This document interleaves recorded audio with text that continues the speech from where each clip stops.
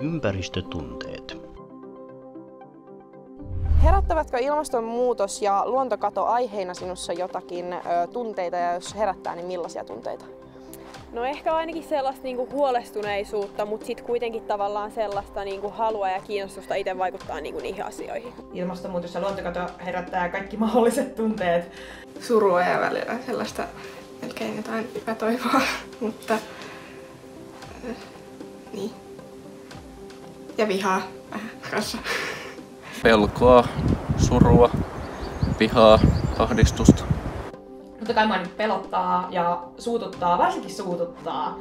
Ahdistusta ja sellaista toivottomuutta tavallaan.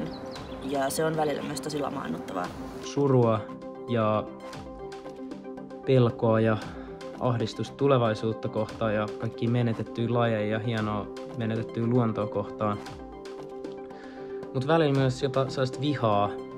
Mut myös tosi paljon tavallaan positiivisia tunteita, koska mä oon aktivisti. Ja mä oon saanut kokea tosi ihania ja upeita asioita ja tutustua ihania ja upeisiin ihmisiin sen aktivismin kautta.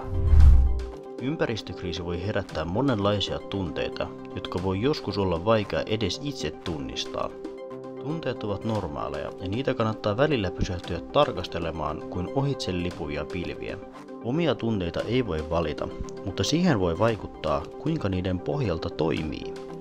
Ympäristöahdistus on normaali reaktio maapallon tilanteen vakavuuteen.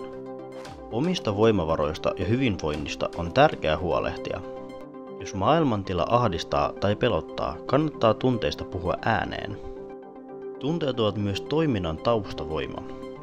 Ympäristötoiminta auttaa ahdistukseen. No mikä sua auttaa, kun sä tunnet ilmastoahdistusta?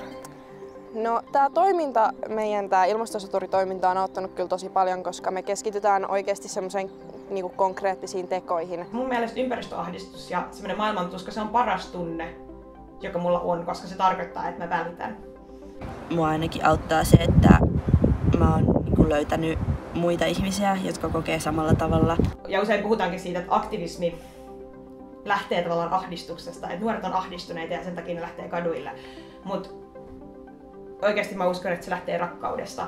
Ehkä sit pitää koittaa muistuttaa, että on vielä kuitenkin tehtävissä jotain. Juttele kaverin kanssa ja juttele koulussa. Kliseistä, kun se onkin, niin toimikaa. No toki se, että tekee jotain. Sen takia osittain aloitin kasvissyönnin. Liityn Luontoliittoon.